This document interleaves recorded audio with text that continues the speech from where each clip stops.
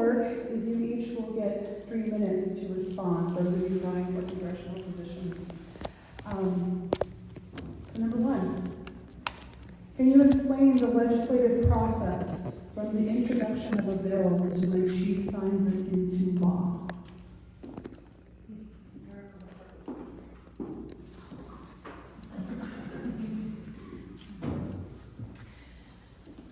And I will be the first to admit that if I'm not 100% knowledgeable of a process, I will ask questions. But generally, the role of Congress is to understand what needs are good, what laws need to be passed, and how to appropriate legislation. Some legislation requires some plot input if there's tribal appropriations that need to be made. But as far as how that legislation is just pretty much like what I would say is, I'm sitting here really having a hard time with this question. Thank you, Becky, for choosing me to go first. But I know that's just like a lot of process that goes into it. You have your committees that break out, it goes to different committees, and depending on what that law you're trying to pass, they put that legislation together, it has to be voted on and passed, and then goes to the chief's office for him to decide whether or not that's going to be something that will actually be passed as a law. And then they have an effective date whenever that law goes into, when it is actually becomes a part of law, there is an effective date. I said that all in a circle. But that's generally how that process works. But you do have your committees that work on every piece of legislation. You all work together. You make sure you have your input from other members of Congress. Otherwise, you're just wasting time. So it needs to be something that is going to build value and have some meaning to the Osage people, benefit us as a whole, and it really needs to make sense. So understanding and getting that support is very important, just like Paula said. You want to make sure that if you're going to have some legislation that you want to propose, are you going to get the support that you need? Do people agree with you? And if they don't, are you going and understanding why they oppose your legislations? But that all comes together as a working, it's really part of a group effort. You can't pass that legislation alone. You have to have the support of other members of Congress. But that's generally the kind of nuts and bolts of how you put that legislation together. There's probably a lot more to that. They do have a lot of help to put that legislation together and get it ready for the chief. So that's basically the nuts and bolts of it. But I will tell you, being a freshman in this process, there's a lot for me to learn how that works. There's more details for me to discover. And I will rely upon the support of our other members of Congress, and of course, we have guidance to get that all together, but I will definitely be learning in that realm. But I understand exactly how that process works as far as getting the support, making sure you have done your diligence and your research, and that your committees are working together to make sure that that law stands strong. So, to answer your question, thank you guys for picking me first.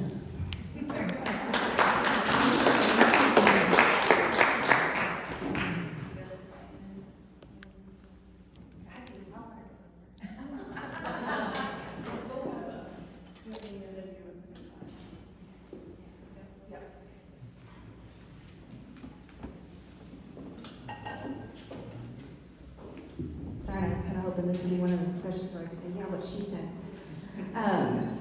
So I think for me, what you're going to learn about me, if I do get the chance to be elected, is I have an uncle who is currently the assistant chief. I don't like to throw that out there very often, but he has been so rigid with me about reading all the rules, make sure you know exactly what the rules are. So then to have somebody tell me, okay, what are those rules? I'm like, I don't think I have it memorized right now. So he's kind of in the back of my head right now, do you have it right? Do you know it? Do you know it? Do you know it? Anyway, I want to make sure that process always is done right, that I do abide by the rules. I'm a rule follower, so I don't know them 100% yet. But one of the things actually that has stuck out with me, and maybe this is partially my nature, partially his advice and counsel, is to do research on the front end, to make sure that what you're wanting to legislate and put into committee and that's going to be debated over and gets talked about is really fully researched and really well thought through. That it is doable, that it is financially viable, that it is well thought through, and that all the things that are in it are just intentional and really thought through. Because for me, one of the worst things, I think if I proposed something that wasn't well researched, wasn't thought through, and then it was a complete flop, that would be really disappointing to myself, and it would obviously be really disappointing to my constituents. So that aspect of it, making sure that the research is done well. And I do know that once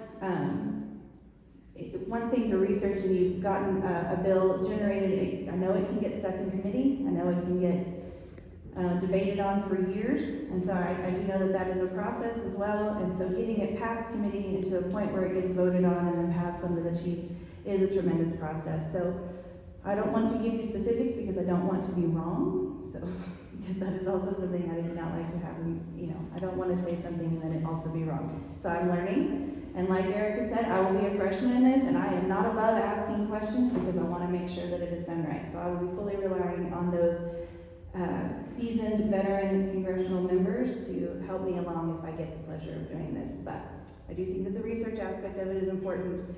And yeah, what she said, and so maybe now Paula can come and give us all the wisdom on how this goes, because she's done this before.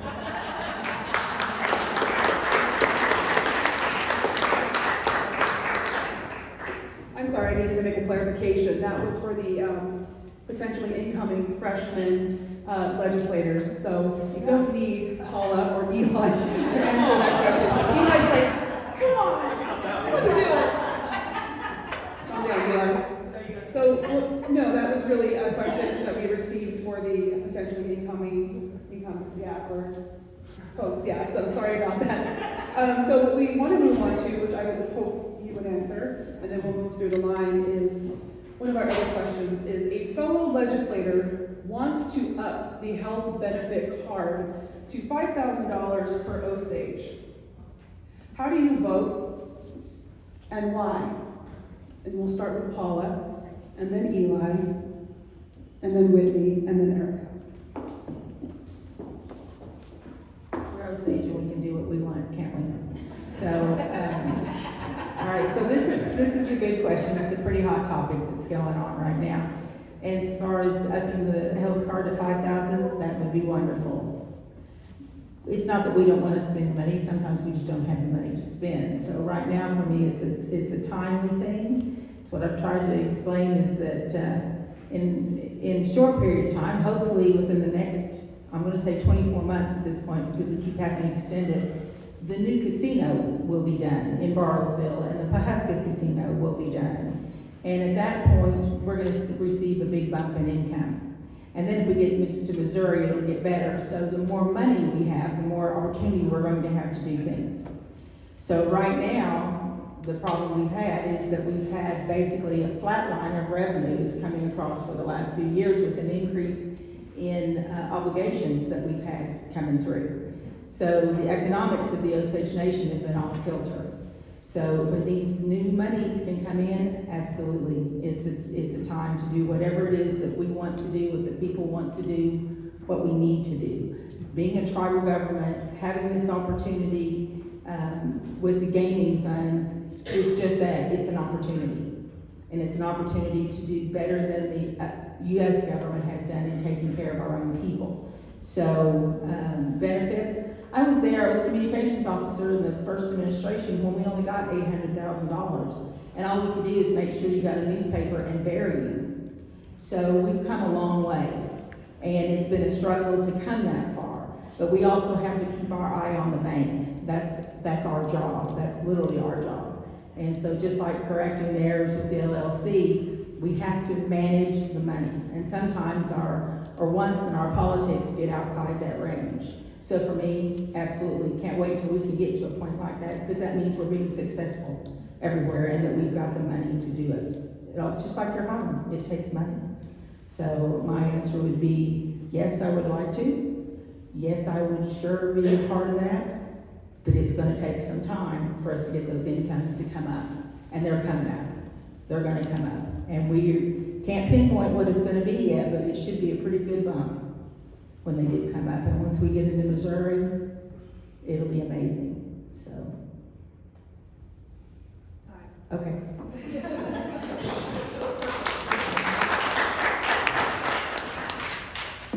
Repeat the question, are you good? I think I'm good. I'm going to try to answer the other one too, just for good fun. No. And that goes back to, when we're elected, we come in with a lot of hopes and dreams about what we want to do. And this story has always been fun to me regarding the legislative process. When Congressman Tillman was elected, I still had the pleasure of serving as a staff member. He was elected to a team of 5 incumbents, and I think we literally just threw him a binder and said, go for it. So there is a learning curve there, and I think that that's important. The one thing that I think is missing from that, and having written so much legislation, one of the things that's missing is the citizens' input. We need to be hearing from you, and that's why I've held these town hall meetings. Held 4 of them over the last 4 years. And I'm the only member of Congress to do that. But I think that that plays a vital role in our legislative process that's missing right now. But how does that relate to the health benefit? And here's where it all ties in. We had the opportunity to allow you to keep that health benefit rollover, and this Congress took that away from you. You could accumulate for seniors up to $3,000 per year and be able to spend that money at one time. For anyone under 65, you could accumulate up to $500 each year. We had that in place. So would I vote for something? Yes, I would vote for that. I'm one of the only members of Congress to vote to bring it back in the first place. I don't think that we should have taken the health benefit rollover away. I think it was wrong to do it. I'll be introducing legislation to bring it back again, and I hope that we can see that come back. So to answer that question, we need more input from you. We need you to pick up the phone and call your legislators and tell us when we do things wrong. And that includes telling us, hey, we need more money for health benefit. In the middle of the pandemic, we need more money for a health benefit. We can do that. We have that option in place. And I definitely think that that's something that we can bring back, or we should bring back. So, thank you.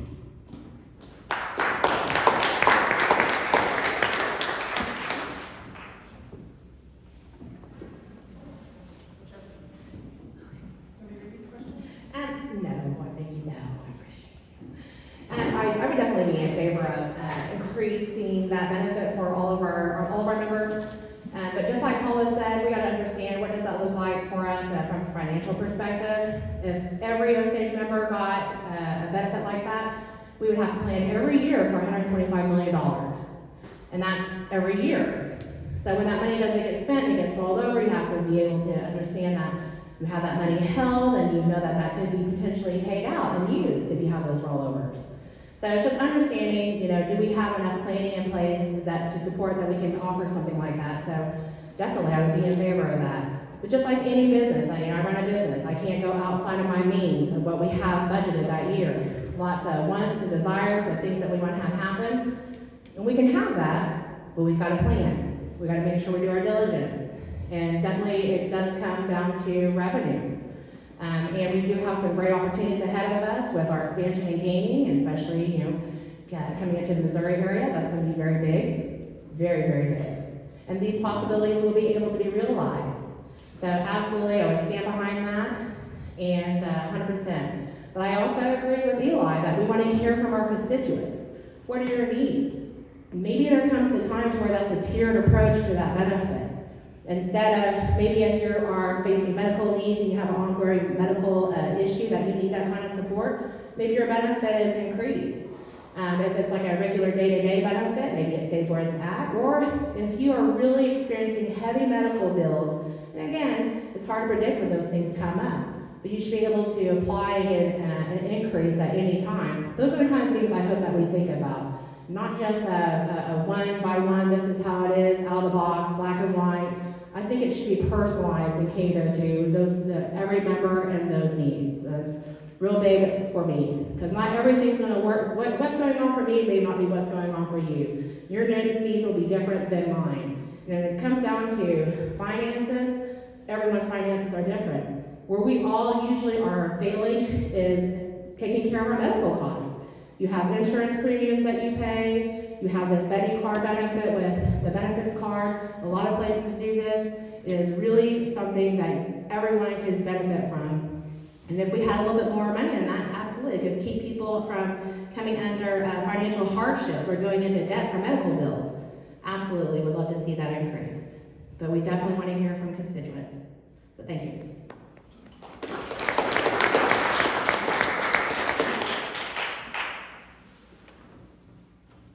$5,000 would be a tremendous amount of money. I think for some, unfortunately, that's not even their entire deductible for their entire family. So that would be a tremendous drop in the bucket compared to the amount that we have now. It's 10 times more. But like everyone else has stated, increasing that benefit by tenfold also means our revenue is gonna need to be increased by significantly, because our current operating budget is not even half of that. So we would definitely have to bring in a lot more outside revenue. And we have already had wonderful conversation about the new casinos and the new ventures being able to supplement into that. But I think there's also a lot of room for discussion on other things that can grow that. Because if there's a $5,000 healthcare benefit need per person, there are other tremendous needs per person outside of just that healthcare benefit.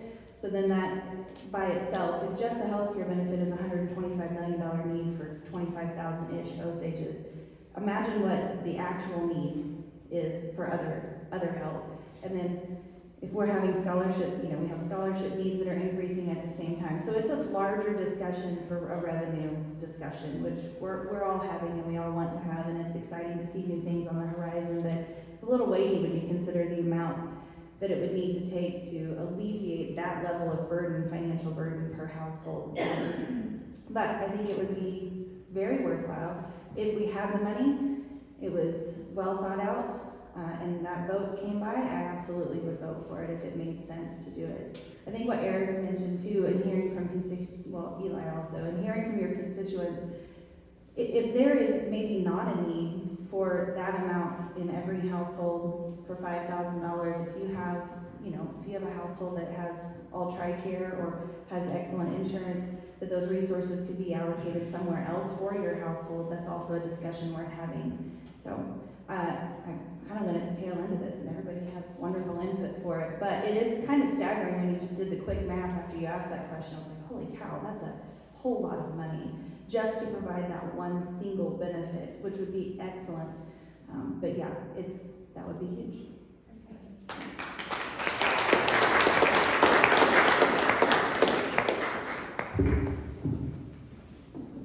All right. There's been chatter about legislation being introduced to modify the scholarship program to the extent that not only those Osage Nation citizens living within the reservation boundaries will benefit. Comments? And this is that question that we would like to introduce. So this is the conversation we would like to introduce the Chiefs candidates also to weigh in on. So we will start with Paula, and then we'll go to Whitney, Eli, Chief, Ericca, Joe. Rebecca, can you repeat that? Sure. There's been chatter about legislation being introduced to modify the scholarship program to the extent that only those Osage Nation citizens living within the reservation boundaries will benefit. Comments? My comment is no. It needs to go to everyone. To me, that's one of the most life-changing pieces that we have. I come from a large family. I've got 19 nieces and nephews, all going to college because of that money. So yes, it's been wonderful, and that way. It doesn't matter where you live. It will change your life. Now, we talked in and out different comments about more trade scholarship over bachelor scholarships. I think that's an important piece to look at, but I don't recommend any limit to just Osage County for the scholarship.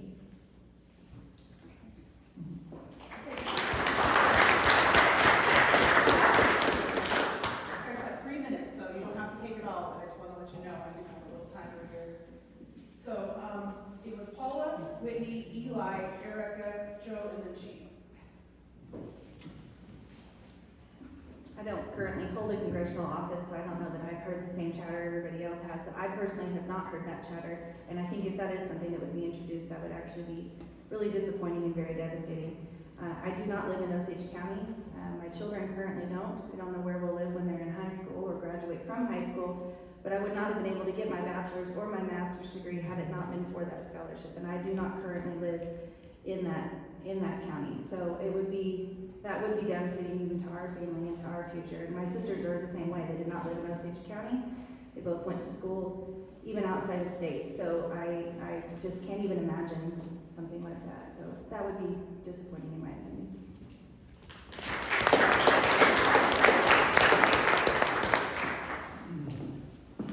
It's my turn to echo. It would be detrimental to our cause.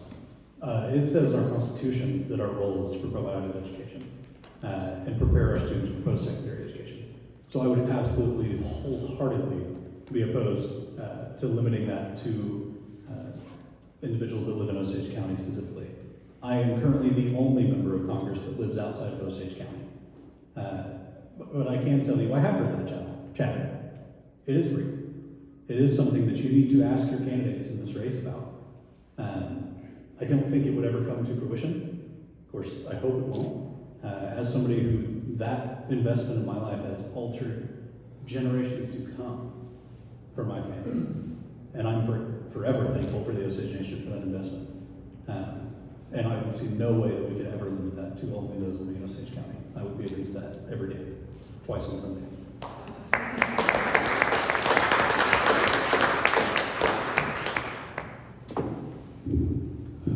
I would agree with everyone and what they said. I would not be in favor of that legislation. I don't know if it would make sense and help us move forward as a people. We're Osage no matter where we're at.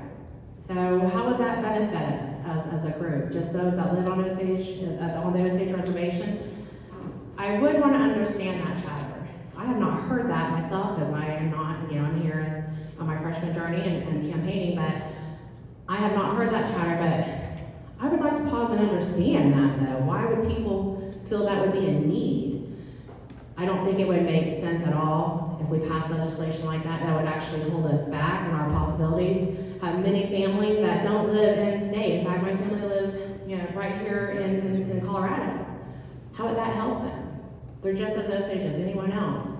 Why would we limit that just to those that live on the Osage reservation? That kind of thinking doesn't make sense to me, but I would want to understand why someone thinks that's something that we need to do. I just want to understand. But no, I don't believe that would be smart legislation. It would be disappointing to see that presented.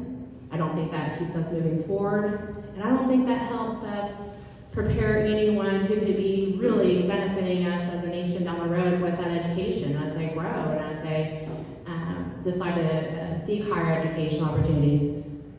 That's how we remain strong as a nation for education and bringing those people those opportunities they may not be able to find without that help. We should empower our people with knowledge, give them that opportunity, watch them grow, and not limit that just to Osage Nation reservation boundaries. Thank you.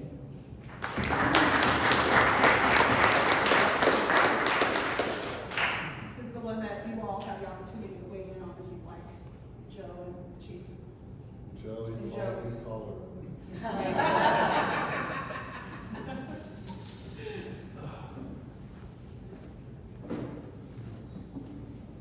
Well, the simple answer is no. I would never support anything like that. And if I'm elected chief, it'd be a big veto for me. And I do think it'd be a violation against our Constitution. But one thing that I do know, sitting in my seat in Congress for the last 6 years, you hear a lot of things. Not only from constituents, not only from Osages in Osage County, members of Congress, and I'm not implying that they say this, but there is chatter that they talk about the money's made here in Osage County, it needs to stay here. That's some real conversations that I have heard.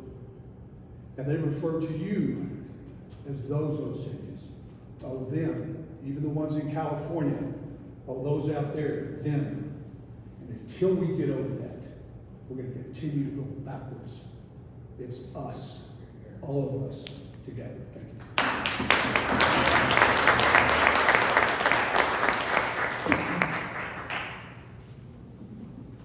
Well, there's 3 reasons why that would never pass. One, the Congress would never pass it. Secondly, any chief would veto it. And then thirdly, it's unconstitutional. And our Supreme Court would strike it down. So chatter from somebody that doesn't know what they're talking about, because that's the way it is, it's unconstitutional. We can't do that. We're here to serve all the people. We're all one nation wherever we live. 3 of my 4 children do not live in the Osage County, just like many of us. We're all over the country. So that is clearly unconstitutional. That's just not going to happen.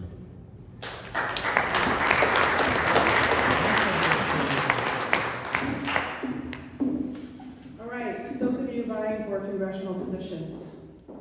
The executive branch wants the Congress to make an emergency appropriation for $75 million to buy another 43,000 acres in Osage County. How do you feel about this and why? And we will start with Whitney, Paula, Ericca.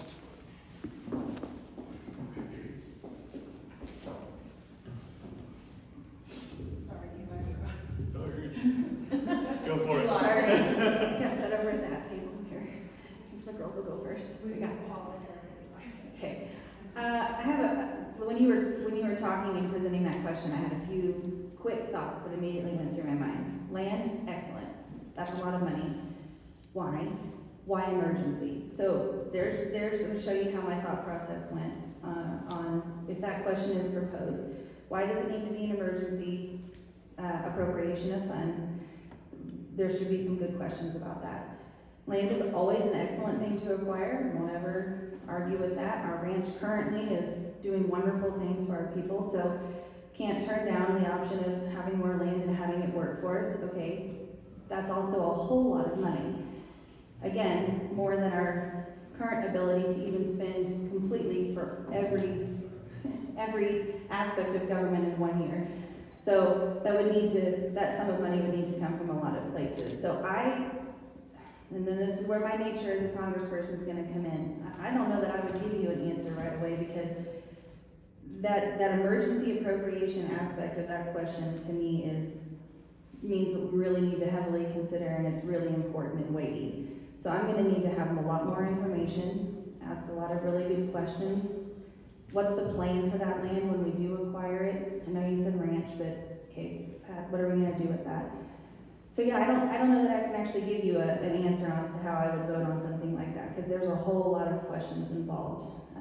But there's where I stand on. It's a lot of money. Emergency situations really need to be heavily considered and weighed well. But land is also always a wonderful thing to have, and not something that we should necessarily turn down. But that's a whole lot of money that we don't have. So there's my answer. That's not really an answer.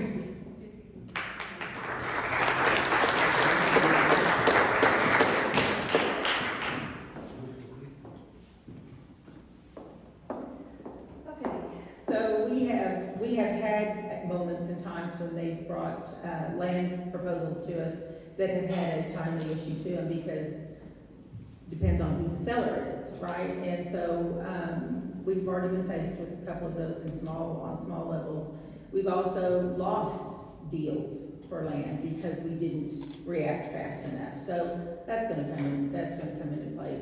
But the overall picture of how I consider land is, the U.S. government says in order for us to qualify as a tribe, it's all based on land, traditions, culture, and language.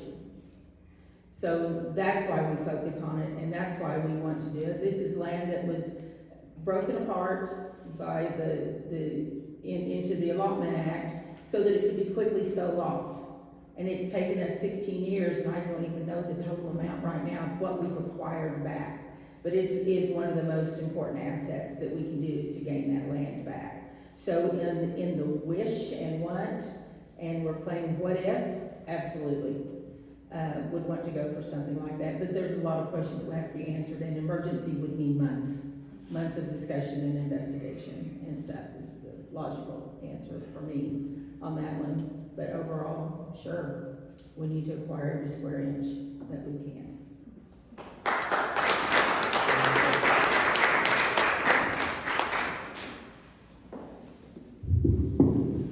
I would like to agree with everything that Congresswoman Stabler has said. What is the point of being a sovereign nation if we don't exercise that?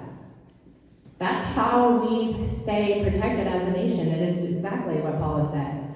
Our land, everything, our culture, our language, all of that comes into play. When we bought our ranch, I think that was a $74 million purchase. Was it? 76. So, and you heard Chief, we're debt free. We have that now. That's ours. That's going nowhere.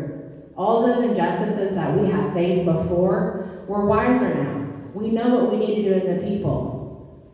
We are educated, we're wise, and we're not going to repeat those mistakes again. That's why I'm so proud of the things. When we think outside the box like this, yes, it sounds scary, 74 million, but it comes down to land that doesn't go away, land that stays with us and our people, land that'll be here when we're all gone. That's what keeps us here. That's what keeps us as a tribe. So if we're going to be sovereign, we're a sovereign nation, let's exercise it. Let's show people what we do. It'd be an investment. They probably need to have it financed. But those are opportunities that you don't often get. If someone else were to buy that land, how long again if they ever decide to sell? Do we get those opportunities? So I would be in favor. I want to understand exactly more details about it, but just generally talking about that, yes, I would be in favor. Thank you.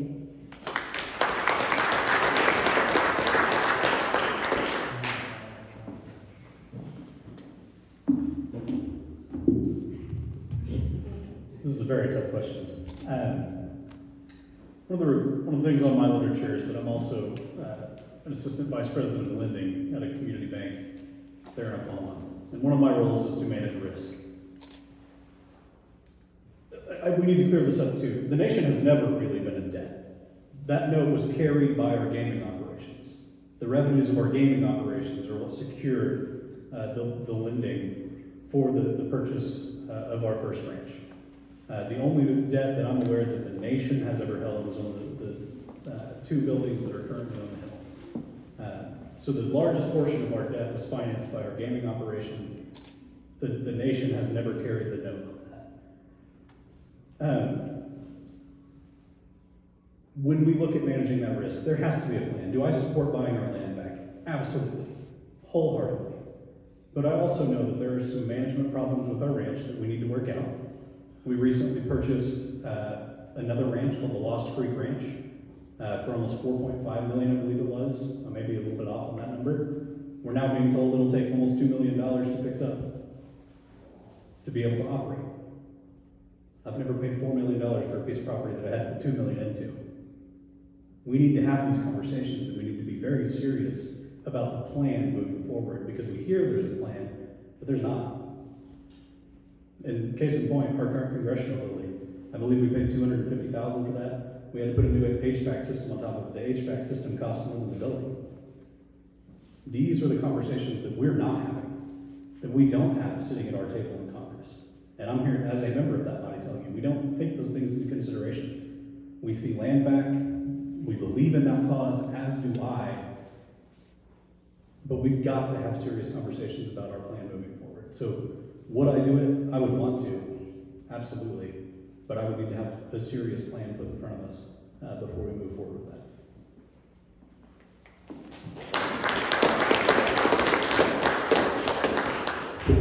We have two more questions for our congressional candidates before we move forward with our chief's discussion. So really, hot on the tail of these questions is, will diversifying the economic ventures of the nation, does that mean tapping into reserve funding?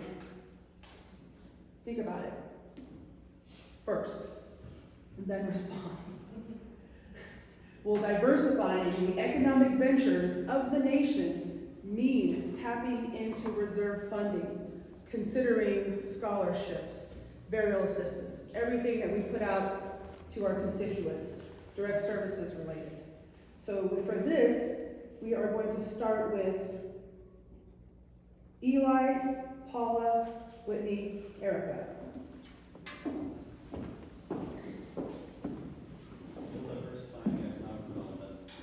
Go ahead and repeat one more time. Will diversifying the economic ventures of the nation, does that mean tapping into our reserve funding? So I think actually the first bill that I filed when I was in Congress, it was the first bill that I got signed, was to require the interest in the permanent fund, which is our only primary savings account. It's a $30 million savings account. Require the interest in that fund to remain in the retained revenue fund and continue to earn interest. That has been the only revenue producing entity that our nation has done in the last 4 years that I'm aware of, is the interest on a $30 million savings account. I don't think we need to tap into that. I think that we can continue to operate and offer new programs based on our current revenue projections. So no, I don't think that diversifying our business operations requires us to tap into that. We can leverage that and receive the same benefit, although I don't support leveraging our permanent fund. But there are ways around that, and I don't think that we need to leverage or go into our savings account to further diversify. In case in point, as a member of Congress, I've offered legislation for small business investments, where you as an Osage constituent in Colorado can apply, receive a forgivable small business loan if you employed an Osage or operated within Osage County, or a non-refundable business loan if you just needed money to get by. We could have done that with our economic development money that came through ARPA and some of the other CARES Act assistance. Those bills died in committee. But that would have been funded by current revenues. So no, I don't think that we need to tap into our reserves at all to further diversify. But it is clear that we need to diversify because we still have it. Thank you.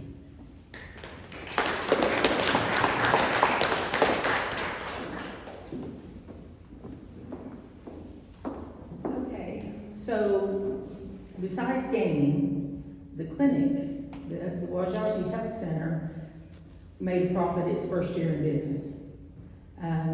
I think the closeout on it was $600,000 that we came in the black, and that's because we operated it like a business, and we monitored and watched it. I watched it every day and made sure that we came in with a profit at the end of it. So that's the other business that we've done. With the LLCs, yes, we cratered on those.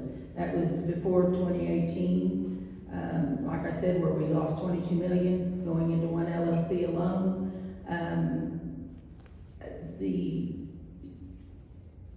The state that we are in right now is that we have already come a long way since 2018 with our LLCs. We had to change out the board, we had to hire forensic investigators, and we had to invest in those lost companies in order to bring them back to a close. So we did have to put money into them in order to, at that point, we were saying, if we can't make something out of it, it's got to go, but we've got to get it in a position to close out. They're holding steadily right now as far as operating. They are bringing in money, but are they bringing in dividend? No. This fall will tell the tale as to whether they'll get to go on or not. We do have good people working on them now. We do have the books straightened out. We do have financials that are actually being created. When I started, there were no financials on those businesses. So there's a possibility of some diversification. Would I vote to put some more money into LLCs? It completely depends on the scenario. Right now, they're working on a couple of things that are extremely promising, and one of them is the broadband. Now it's functioning right now with a bunch of grants, but eventually it is to turn into a business. So it all depends. Would I invest $22 million into one? No, I won't.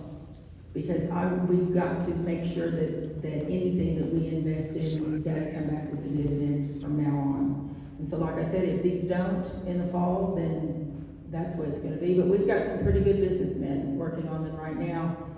I have some pretty solid faith in them. Like I said, maybe they're the ones that turn these others around, and that they make sure that we now have accurate financials, and they've been going through and doing their own investigations. And there's been some feelings hurt, and there's been a couple of friendships lost that I've hated over it, but those were business decisions that had to be made. And to have this job means you have to make some unpopular and tough decisions once in a while. That's where my eye is. And then we'll all benefit from it in the future. So right now, I can't really say. It just depends on the project. It depends on what the plan is. Have yet to have had anyone bring a business plan, not even for a plumbing shop. or anything, and let us know. So I think that that's my final answer.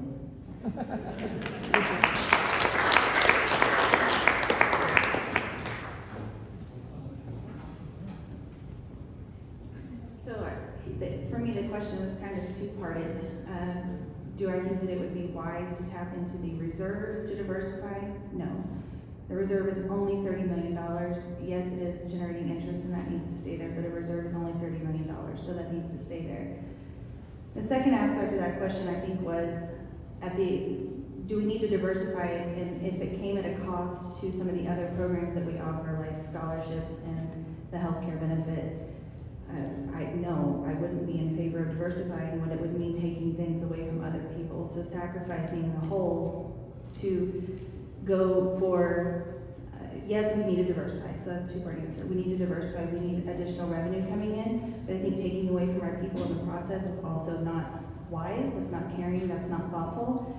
I think there's a way to do that by thinking outside of the box, something differently than we've been doing in the past. So I see a need to diversify. I do not think that tapping into our reserves, as small as it is at this point, is wise to do so. And I do not think that diversifying at the expense of the other programs would ever be worth doing, because we still need to take care of our people, and we've promised those things to our people, and it's how we're caring for them. So to take that away, in order to diversify, I just don't think is wise.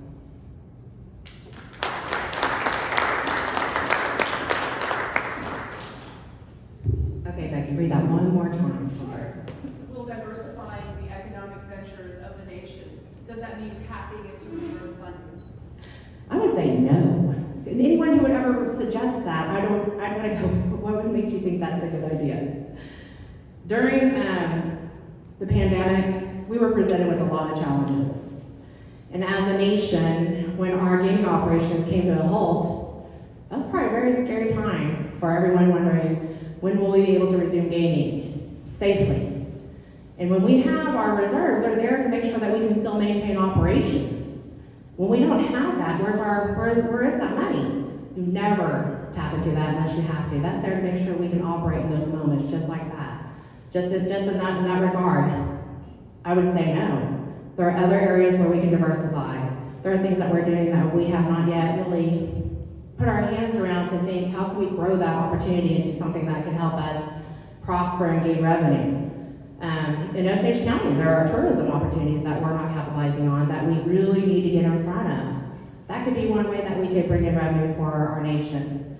Partnering with the current Osage County tourism, to where when they come to Osage County, it's not to come see the cowboys and Indians. It's come to see the Osage people and our rich heritage and culture, because that is where we're from. That is our place, and where we come from. And I think we're missing out on being able to tell that story our way, and finding opportunities where we can bring in revenue. They're making a lot of money off of revenue. I've seen people come in from England here in Pawhuska, and they came here just to come and see, Pawhuska and Ree Drummond and her group. We are missing out on areas there. So there are other places where we probably should be thinking about diversifying our portfolios. Tapping into our reserve is never something I would ever be in favor of. Thank you.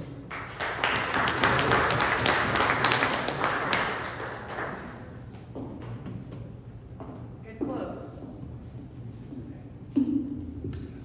So, I was reading an article the other day, and one of the questions that we received was very promising for how we're going to lead into this. It was saying that Bill Gates is buying up farmland or land for farm use throughout the United States in an effort to, I guess, diversify his portfolio, but he's also preparing for the future.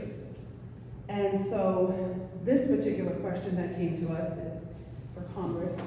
Do you foresee a future where the nation becomes independently sustainable to meet the basic needs of our food and water security, lending itself to sovereignty? And I will repeat that. Do you foresee a future where the nation becomes independently sustainable to meet the basic needs of food and water security, lending itself to sovereignty? So So for this, we will start with Whitney, Eli, Ericca, and then Paula.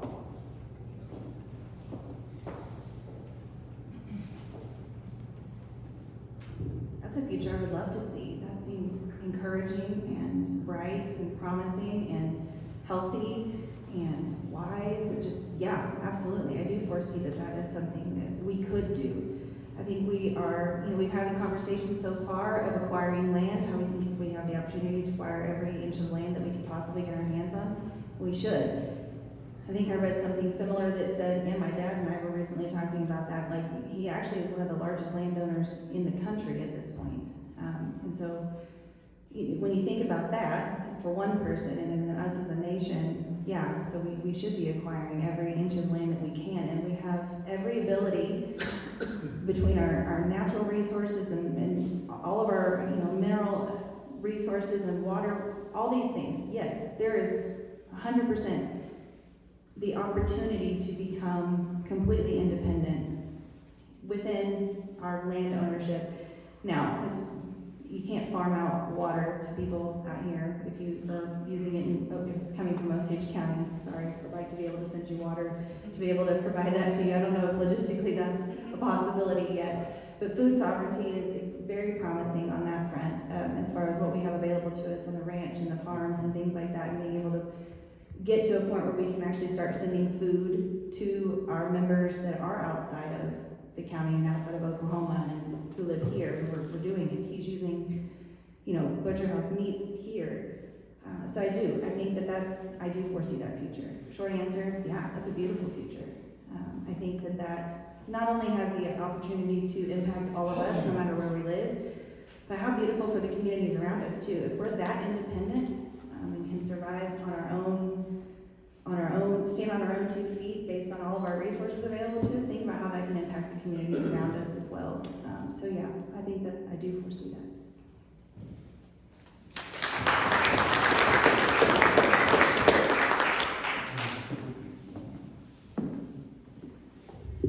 It's a tough one.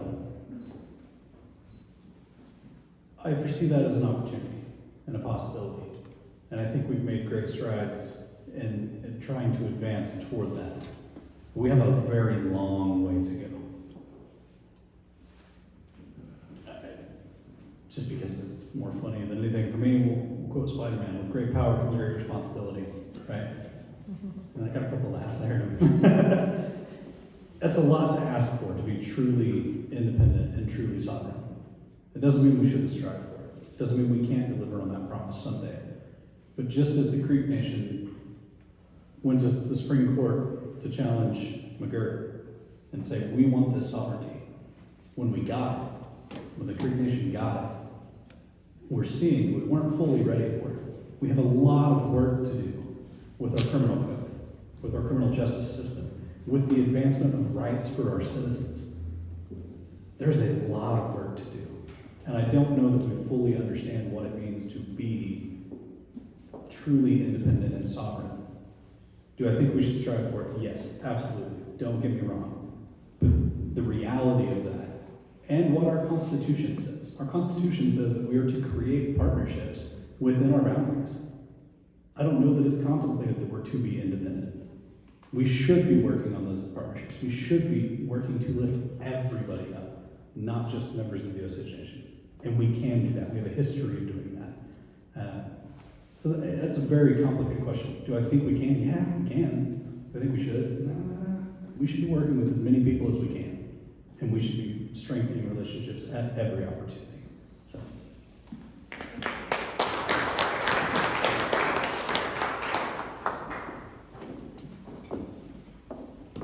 I think the answer to this question is exactly what does sovereignty look like to us? We're a fairly small tribe in population. And so I think things are attainable. It's always attainable. 15, 16, 17 years ago at the village, the Little Pasca Village, I drew a big circle on the wall and I was getting ready to write, and I wrote the first 2-page intergovernmental contract with the nation to have a casino out there. I drew a big circle on the wall and I put cattle and I put water and I put energy, and just drew a whole circle of how we could take care of each other, just within that little community, and how we could help other people. And everybody was excited, but nobody would show up for the work. We got our little contract, and we got started with it, and I said, well, what do you all want to do? And they said, cash the check. So we cashed the check, and we just kept on moving. The nation took a different tack to that. And now we have the meat processing plant, and we have the farm. And did I think that we could be successful at it? I was not sure. Absolutely hoped and prayed, but wasn't sure. It's coming along. The packing plant is still costing us, and it's probably going to cost us for a little while longer, but hopefully it will come out of it. But it's the picture of what does that look like. For me, it's sustainability is what it looks like. Sustainable in what? Sustainable in food and water, yes, I think that that's attainable, but then what? Sustainability for me is culture and tradition, that we can maintain and take care of each other. It's healthcare. Above all, for me, it's healthcare. We have such a great opportunity there to expand our healthcare, and so I think we can do it. Will we look like the Creeks or the Chicks or the Cherokees? No. They deal in billions of dollars. We're still dealing in just millions of dollars. So we will wish, and we will hope, and we will pray, and we will work hard to see what we can do and see what that looks like. But it's a different picture. It's a different picture than what we have now, but I think we're growing toward that. So I think, yes, we can do it.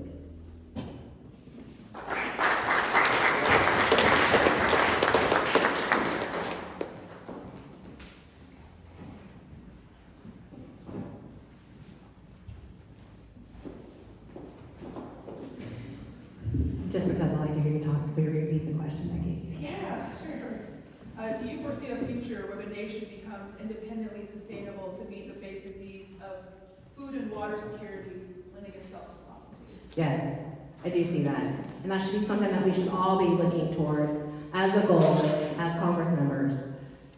There are people right now, let's talk about one thing. Water, clean water, accessible water.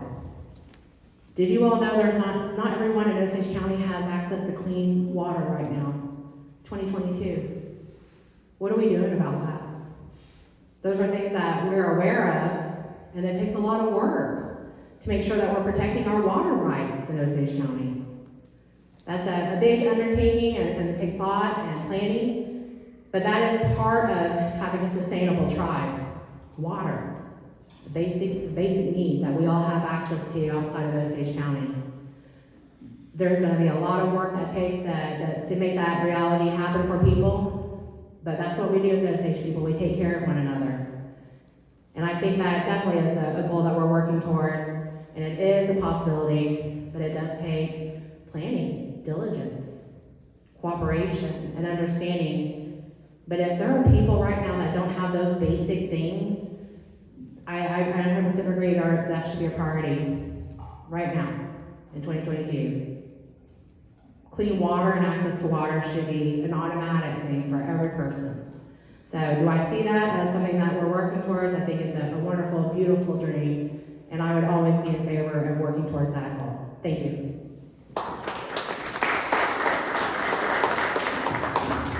Folks, it's kind of a long day. We're going to keep going because we got folks here that have come in and they're actually leaving today as well. So if you need to get up and stretch your legs or use the restroom, please go ahead. You know where the first one is, down the hall, through the doors to the left. The one back here is through the kitchen to the right. We're just going to keep moving forward. Yes. There's also one restroom upstairs and one restroom downstairs. They're a little shorter because there are elementary children. You're welcome to them. We got 2 baby restrooms. So, okay, so thank you so much to our congressional candidates for your time and your attention and your thoughtful answers. I really appreciate it. And, you know, we're going to keep moving forward. I'd like to give us a break, but we got people that got to catch planes. So, for our Chiefs candidates, we have Chief Jeffrey StandingBear and candidate Joe Tillman. We have 6 questions for you. The first one is regarding jurisdiction. The evidentiary hearing for the Osage Nation reservation case, State of Oklahoma versus Dustin Colby Phillips, has been scheduled for July 11, 2022 at 2 p.m. in the Osage County District Court. We also know that the Oklahoma Attorney General's Office submitted an amicus brief arguing against the Osage Reservation in this case. Since Congress has never disestablished the Osage Nation Reservation, all the facts and the law are on our side, right?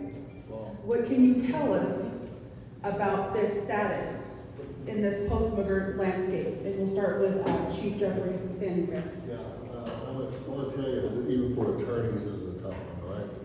So the Osage Nation lost a huge case in 2010, and that case is Osage Nation versus Irby, IRBY. Interestingly, the firm that was against us is the same firm that's against us in our water rights. They're hired by the state of Oklahoma. It's called Modrell Sperling out of Albuquerque. That's, without getting too complicated, let me tell you this.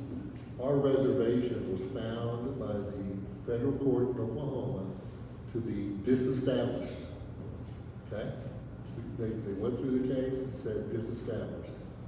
I was not part of the nation, I was not an attorney on the case.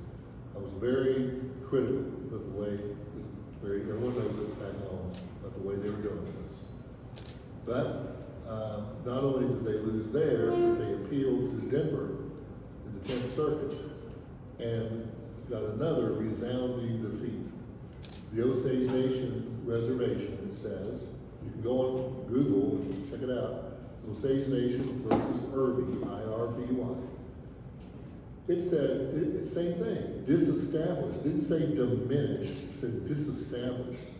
Then it was appealed to the United States Supreme Court, and then it was kicked back as let it stand. So since then, we've been under that real dangerous territory, and the nation has convinced the Bureau of Indian Affairs and the Solicitor, Department of Interior, and all the feds, we don't need a reservation, but we have our trust asset, the mineral estate, it's in trust, and then our restricted lands are restricted. So accept that. So they have. That's how we've been going. Since then, we've been trying to get that reversed, but we can't come back as Osage Nation. We weren't in the court. So we hired Professor Lindsey Robinson, head of the OU Indian Studies program, and his staff to help us and our other attorneys as a whole team.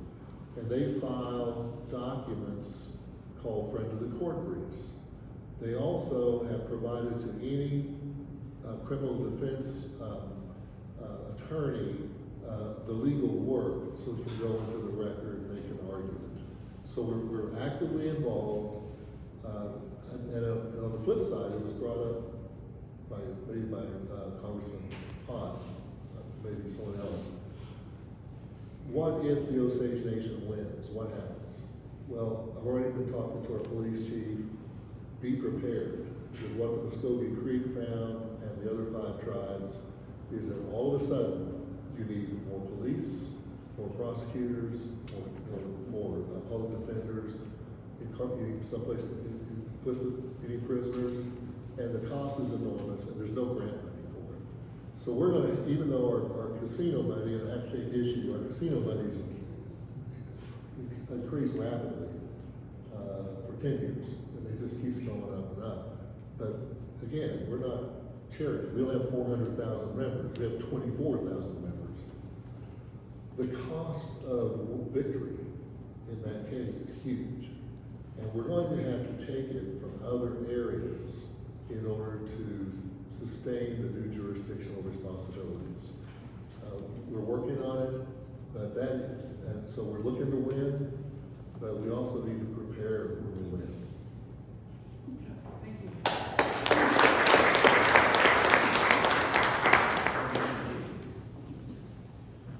Would you repeat that? No, I'm good. Couldn't have said it, with any more clarity. The big thing is it's a shame it happened in the first place. My understanding, my research, when you look at McGirt, and you look at our reservation, and I think we own the surface, the Osage Nation owns the surface of 1.5 million acres. I think we only own 10% surface. That's all we own, 10% of that. Do the math. The other landowners, they're involved in this too. My research says that it's an act of the United States Congress that put us where we are. It takes an act of the United States Congress to really say that we're disestablished. But we are, and it's unfortunate. Shouldn't have happened in the first place. None of us here in this room were responsible for the Irving case, and that's going to have to happen first. That has to get reversed. That has to get changed. Then we're open for a McGirt ruling. And if we come into a McGirt ruling, what are the 90% of non-Osage landowners? How are they going to respond to that? It's a tough question. It's a good question. We do have to prepare, and it does take money, because if we have to start building facilities, if we have to start building jails, if we have to start cross-deputizing and working with the county, working with the city, there's a lot going on, and you can keep up with what the other tribes are doing right now, and it's kind of chaotic right now. We should be learning and watching what they're doing, because it's going to be a major decision for the Osage Nation to regain our reservation status. We've got it below, and that is the trust, and we have that. It's the stuff on top. It opens up a lot of doors for a lot of different taxation opportunities that we could have there. So keep an eye on it. It's going to take a lot of money to defend this in court. Where are we getting that money from? And again, like I said, all of our eggs are still in just one basket. We need to make more money other than gaming. So I'm hearing is casinos, gaming. That's all we do. So thank you.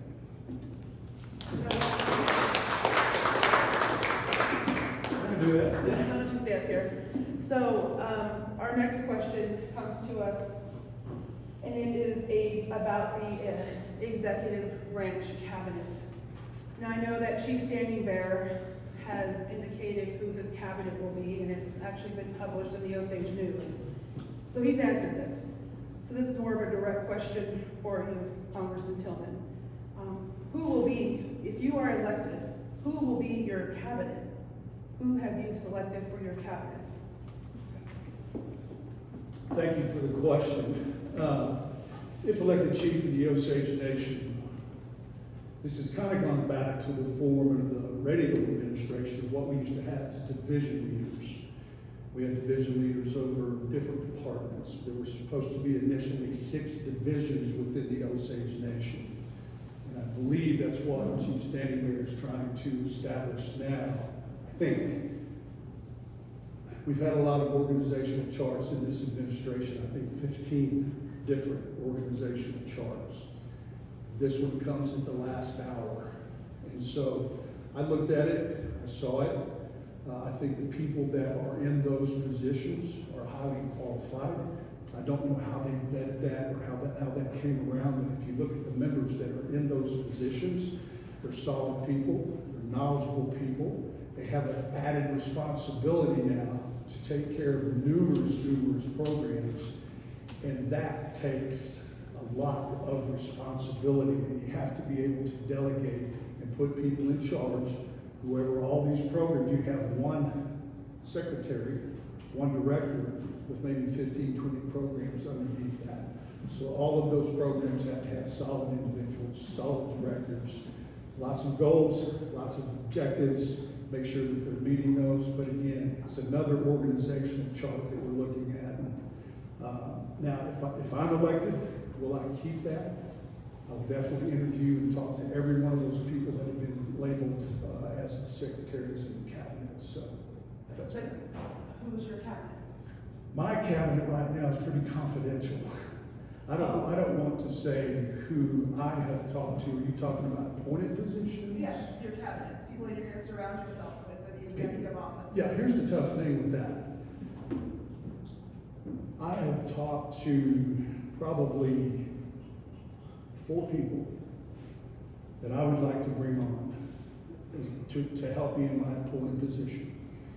These are highly educated Osage people in different skill sets, attorneys, CPAs, economics, different skill sets. And I've approached them and said, if I'm elected chief, would you consider coming to work for me at the Osage Nation? So far, out of the 4, I got 3 no's. But let me tell you why. They're into their 25th year with a company that's solid, they're established, they've got their retirement, they got their benefits, they've got so much invested, they got the stability.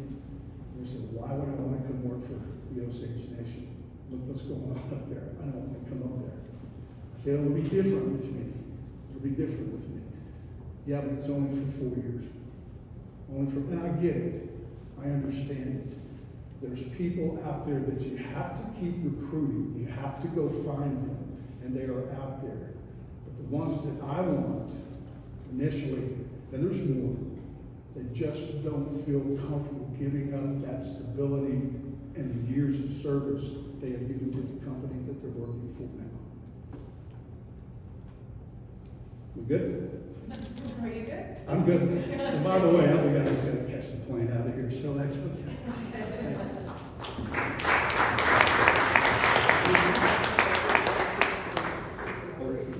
For sure, yeah. One of the major changes recently is a bill I fully support and I signed that Congresswoman Staber referred to it a minute ago, but is gigantic for us, for our small tribe, and that is to change the health clinic and the health systems from a department into its own enterprise. And that is completed. Now, we are now in the midst of all the transition. Now, the interesting aspect of this is it changes everything the executive branch does in a good way, because the focus of so much activity can be right there within a defined operational system. And the model for this is not the LLCs, okay? I mean, by the way, that 22 million was lost before I took office, okay, to make that clear. Okay. But anyway, that's a whole other story. Not the LLCs, even though they've done a good job coming back, the LLCs. But the model for it, and Congresswoman Stabler and other Congress members and myself worked with Terry Mason Moore, excellent general legal counsel to my office, and a law firm, Sanowski Chambers Law Firm, and they modeled it after our gaming enterprise. So when you see the new health system as it develops, and they are right now finalizing their new CEO and a new chief medical officer, and the whole, and other positions as well, and how they're going to be funded, and it's independent, it doesn't get wound up in other tribal issues, politics, and it's on their own. It's one building and some other programs. It's small. It's amazing how much drama can be created in one building. It's my experience. But they're going to be very successful. And so that is the big change you'll see in the organization of CHAR, outside of the fact that these are very talented Osage employees who have earned the right to be cabinet members, and I'm very proud of all of them, and I would refer to the Osage Nation news article on that. I think we're in really good shape. We've got a real good team. Thank you.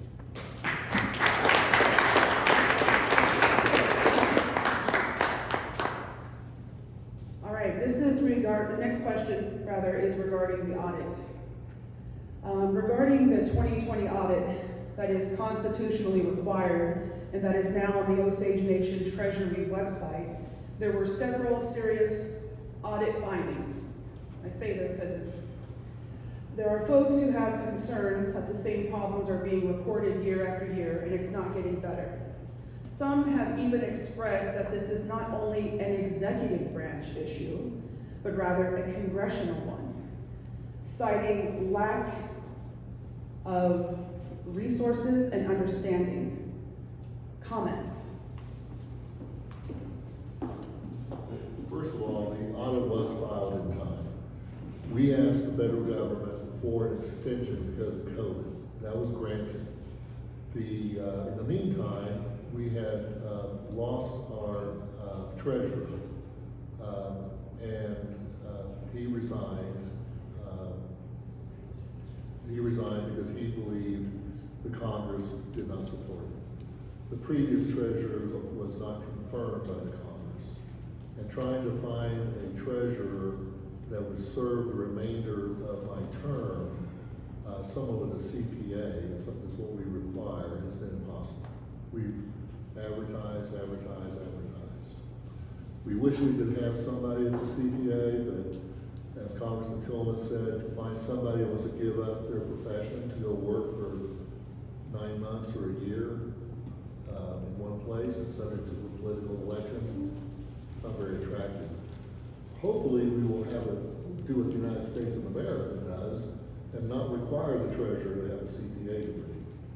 That's another story. So what we have found is that we're in compliance. We did have deficiencies, but I don't know if you've seen the response of the treasurer to the deficiency notice. We've cured or are curing each one of those. And the proof is in the pudding. None of our federal grants are threatened. Everything is going along fine. We are completely recognized in good standing. And the Congress continues to appropriate the funds, knowing that we're all working together to cure those deficiencies. They're not serious enough to condemn the operations in any way, shape, or form. They are deficiencies that were noted, and they're being addressed by all of us. And that's the best you can do. But I can tell you, every individual except one, I believe, in the treasurer's office came down with COVID, and it was very disruptive. And there was a period of time where we were without a controller as well. And that period of time, there was a shift from what's called the microwave accounting system to the microwave accounting system. There was not enough training by the former treasurer and former controller of the staff. They did not know what was going on. That resulted in some people being replaced by myself. And anyway, they're being addressed. There is an acceptable response. The federal agencies have accepted our responses, and it was a bump in the road, but we overcame it. And so please read our responses to the audit. So there it is. But we're in good shape. All our funds are in good shape.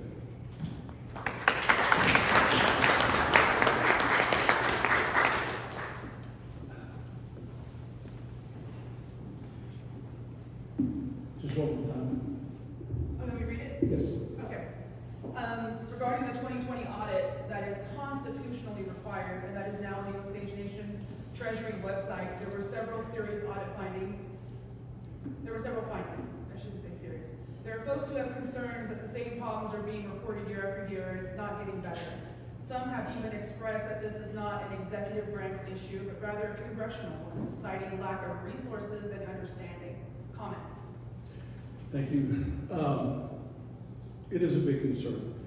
Anytime you have major findings within an audit and they're repeated, because if you go back to even years before 2017, 2018, before COVID, we would have audits that were completed for previous years that would have repeated findings, but we wouldn't have another audit for another year, maybe two. So those findings compound themselves because they make recommendations to fix those things. But another whole year would go by, and another whole year would go by. And those things were never addressed and they were never fixed. And the answer is really simple. When you look at corporate America, I know we're not corporate America by any stretch, but if you look at any successful organization, what we have is a lack of institutional, lack of internal controls. Let me tell you why that is. During this administration, we have been through 4 controllers. We have been through 4 treasurers. I think actually right now we're on our 5th treasurer. And he's not a CPA, he's an active, appointed treasurer. Who does that? What successful company, what successful tribe has that huge amount of internal controls in your treasury department, your accounting office? And we've lost good accountants, we've lost good bookkeepers. They're gone. Why is that? It's a lack of leadership. It's a lack of vision. It's a lack of controlling those people and hiring them to do the job that they're supposed to do. And it's not getting done. And that's why we have serious findings. Thank you.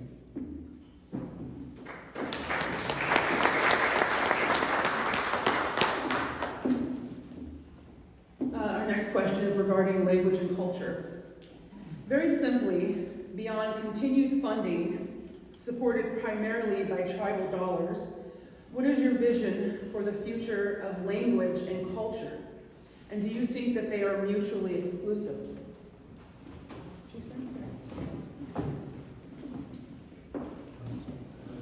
I had lunch with lunch, it was a brunch with an OU professor, retired, Roger Randall is his name. And he said, really admire what the Osage Nation is doing. We talked about our language and culture. This is our focus for maintaining our people as one. And he said, remember, language carries the DNA of a culture. And I said, Professor Randall, I want to quote you on that. And that's how we look at it. And we approached this 8 years ago. The Moby Lookout, Malcolm Oak said, the language is extinct. He said that. And Van Bighorst, who's now Secretary of Education with Language and Culture, and I said, we're not going to accept that. And so we got, he just needed, and Dan Carpenter and others just needed a space, an environment, and support. We only had a language program.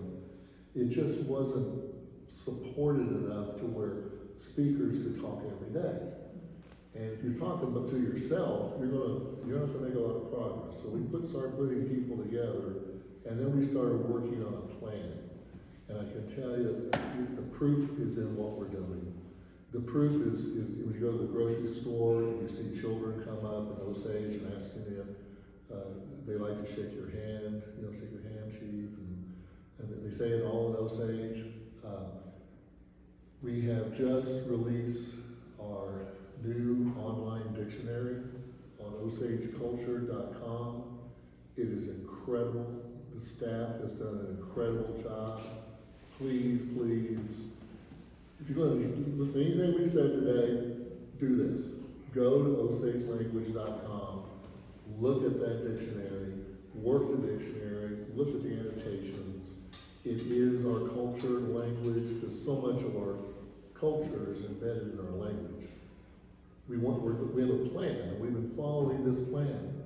And then we're working with people that contract with NASA to have virtual reality. We have versions of virtual reality programs where you can walk in and get an avatar and put on your mask and play Indian dice with people in other cities and towns throughout the country. And you can go into an arbor, a ceremonial arbor, pick up a drumstick, and it'll tell you what it is, etc. And we're getting to, with holograms, this is where the NASA people come in, where we want to be able to walk in, and I'll walk in, and then there would be Chief Bacon right there, and I can say, Dahe Ahe, but I should be saying Dahe, as you know, Ning Che. That's how I greet you when you're sitting down.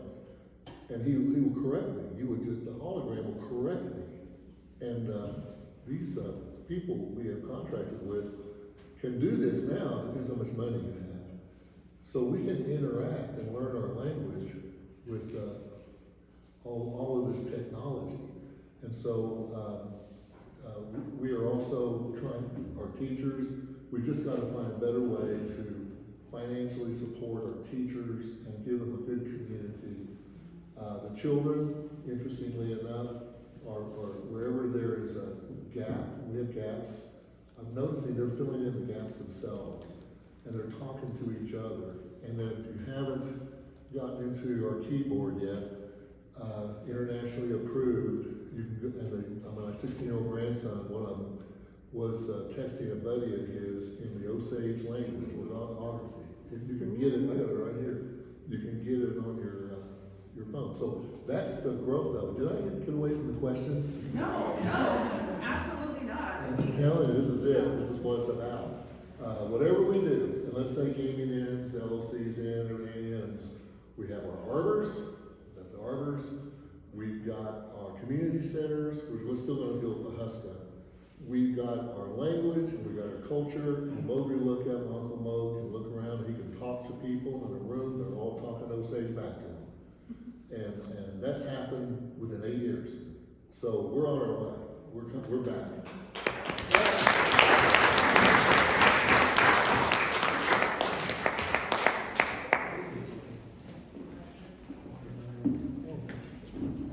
I was sitting in the Senate chambers in Washington, D.C., listening to Native American activists talk about an issue. And if you've ever been to Washington in the Senate chambers, it's a pretty impressive room. And so we're sitting there, and I'm sitting by a gentleman from the governor's office in Kansas, and the door opens up. And in walks the late, great Senator Onaway from Hawaii, Alaska Natives. He walks in. I didn't know who he was. The room just stopped. And when a U.S. Senator walks into a room, whoever's up there speaking, they just yield. They just get back because he's got 5 people following him, and he's got a time schedule. And he walked into the room, and he went to the very front, and he gave probably a 5-minute speech that just overwhelmed me with his sincerity, his knowledge, and just his astute, his brain, and how it worked. And he's a veteran of World War II. And he's standing there, and he said, let me leave you with one thing. One thing only. Whatever happens, you as Native American nations and tribes, don't ever lose your language. Don't ever lose your culture. Because they're going to come after you someday, and you're going to have to prove it. And that just got all over me. Got all over me. And he lived it. I saw him in Salt Lake City probably 3 months later. He got up in a group before 5,000 people, gave another wonderful speech, and he said the same thing. So we have to provide these efforts. Now, are they mutually exclusive? I don't know. We've got to have both of them. According to Senator Onaway, that language and that culture, we've got to have it. How many of you knew about the dictionary or the Osage Nation, the things that we have online? About a quarter of the room. We need to get involved with that because our language is vitally important. We do have to preserve it. And I think the efforts are there. Could we do a better job? Yes, but what does it take? It takes money. Everything takes money. And when you talk about health care, when you talk about scholarship, when you talk about burial assistance, all of those things are important. But when I listen to Senator Onaway say what he said about our language and our culture, we have to preserve that. My dad even told me, he said, if this government fails and our gaming, something happens to it, if anything happens to our gaming, guess what? We're done. We can sustain for about 6 months with the money we have in the bank. That's it. That's it. And we're back to federal programs. So, money. We've got to do more than gaming so that we can continue to promote this ever so important language that we have. Thank you.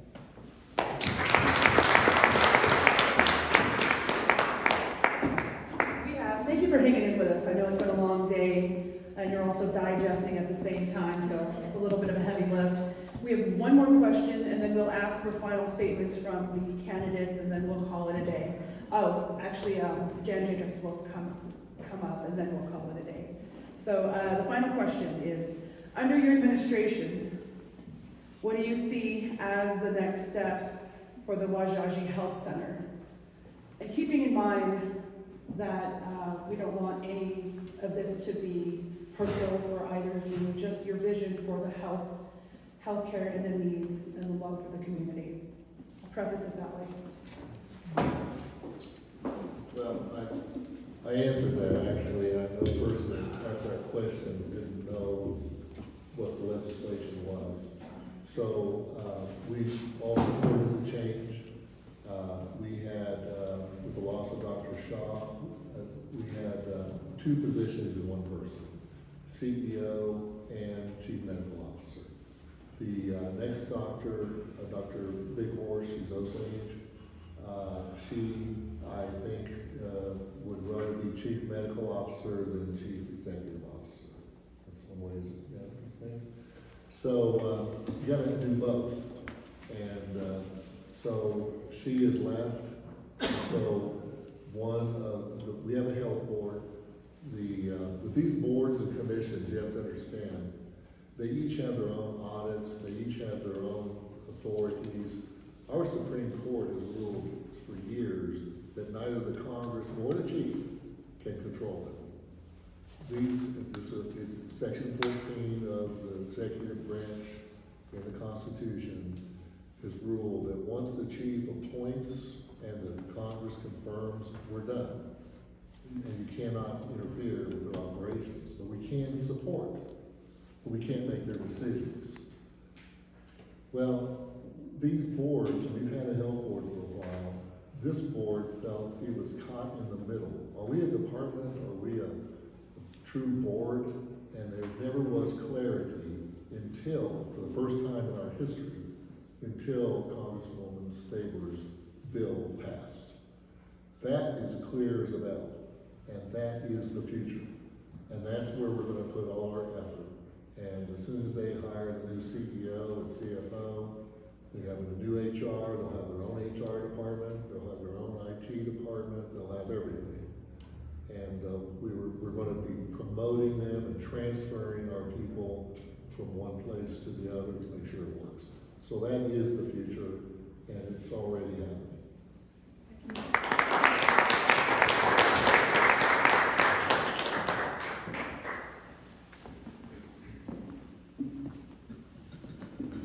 Well, again, like I say, our health is everything. Everything we have. As we grow older, I definitely understand the value of having taken care of myself the best I could when I was younger. The next generation thinking as they come through, our services, there's an advantage to living in Osage County when we have a clinic right there. And that's why I talked about telemedicine and telehealth. And being able to talk to a doctor, even though you live in Denver, Colorado, or Los Angeles, California, we've got to expand on those services to you. Our health clinic right now that we have scares me because of the high amount of turnover that we've had in our clinic. The unrepeated phone calls, calling constantly, never getting an answer. Setting an appointment and you show up and they didn't even expect you there. Just things that happen within a normal day in clinic that need to be fixed, that need to be repaired. Frustrations. I don't do a lot of Facebook, but I'm told if you go out to those certain websites, you can understand the frustration from our citizens who go to our clinic and are underserved because of a lack of doctors, because of a lack of providers, because of a lack of mid-level people that take care of our people. We have lost so many doctors at this clinic. We lost Dr. Shaw. He resigned. Read his resignation letter. We lost Dr. Cameron Rumsey, Osage, Rural Doctor of the Year, who now works at the Pahuska Hospital. He left. We lost Dr. Trudy Milner. Dr. Trudy Milner is the chairman of the Board of Regents at Oklahoma State University. Was at our clinic. She walked. She left. Lack of vision. Lack of leadership. We lost Dr. Pat Tinker, open heart surgeon, Osage, from our Health Authority Board. I visited with Dr. Tinker lack of vision, lack of leadership. And Amanda Bickles, Osage, doctors, those are 5 quality doctors we have lost within the last 2 years, 2.5 years. Unacceptable. Again, you may not think you have control over what's happening with those internal functions at a clinic, but you do. You do. When you're chief, you do. You do. Because the buck stops with you. And people are going to look at you. And why is this happening? And we still have no clear answers. So when we're going to run our own clinic, we're going to do our own HR, our own building, our own providers. Are we ready? Do we have a plan? Stay in touch, folks. Go back and listen to some of those health authority board meetings. We just lost $215,000, possibly CDC funds, coming through from the federal government because we didn't spend it in time. We don't have a record of it. Where was it supposed to go and why was it supposed to go here or there? And we may have to surrender that money. Lack of vision. Thanks.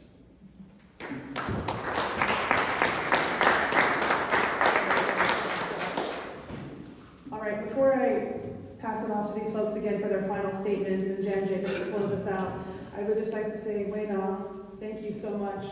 Safe travels to everybody and good luck to all the candidates. This is an exciting time in your lives and in our communities when we gather this way and we support one another and we move on in our next personal adventures in politics. So I would ask Chief Jeffrey StandingBear to come up again, if you're comfortable with that, to deliver final statements, and then Congressman Joe Tillman thereafter. We have a 3-branch system of government which replaced the old 1906 form, which I served under. This is a much better system, but we have a lot of bugs to work out. I've gone to the Supreme Court twice against the Congress and won both of them to try to get the Congress to understand their role of creating policy and law and all the appropriations. That's plenty of work, but they're not into the operations, okay? Now, if they had a problem, truly a problem with the audits that we are working on and cleaning up, because nothing's hidden, it's all posted online, they would not appropriate any money. They've appropriated hundreds of millions because they know it's not serious. It is something that needs to be addressed, and we address them. So we have good people working on them. We have hired law firms, CPA firms to help us. So, that, I want to debunk that whole theory. Otherwise, they would have held the money back because I can't spend any money, a dollar, without Congress appropriation. That's where the spending is. I make proposals. Fortunately, most of the Congress, not the minority group that's been against me for years, right here, been against me for years. Fortunately, the majority, we go forward with food sovereignty, with our language and our culture. I can assure you, if I didn't have this opposition, we'd be a lot further along. I'm telling you, okay? I've been in this business a long time, but that's to be expected, okay? Still, we're going forward, and I ask for your support to keep us in office 4 more years until I can find the next generation and we can find together to go forward. It's not there, it's not here. Well, I'd say, hey, I got my law license. I can go back and practice law, okay? I was best lawyers in America. Okay, I know what I'm doing in the courtroom, but I've chosen to serve my people. I'm looking forward to handing this off to the next generation, qualified generation. Thank you.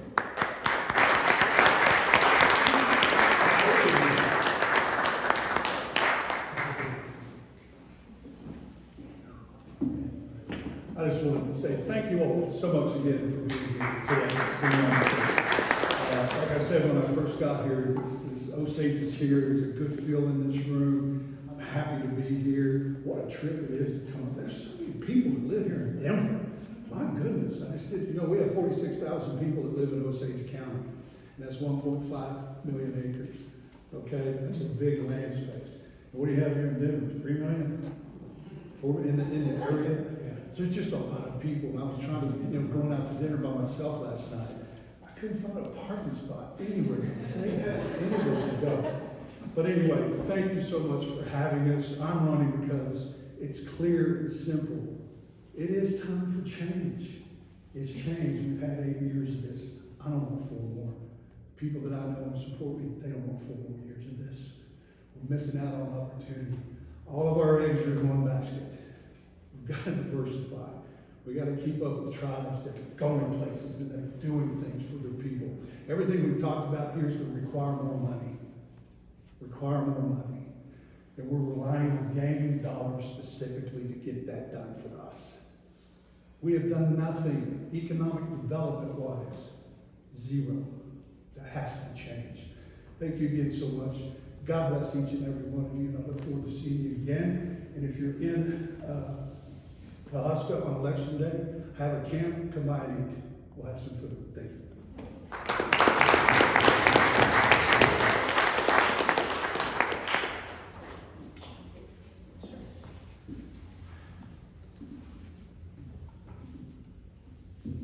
Slow going today, but I just wanted, on behalf of our local committee here, to thank all of you for taking the time to come today.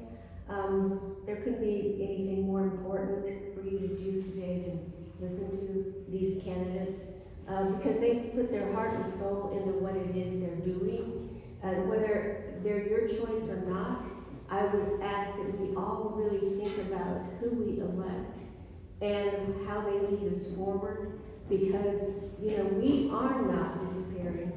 We are continuing to get stronger, our language, our culture. I mean, when I was a little girl, I used to sit in the arbor during the dance. The women and the children could sit on one side because we did not have that many dancers. And now today, we have rows and rows of men dancers. And so we can see the vitality of our culture.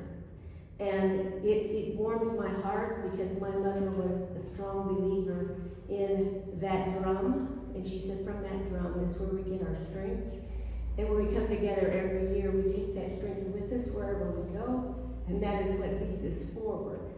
So we have the dual citizenship thing going on that a lot of what so-called minorities in this country don't understand.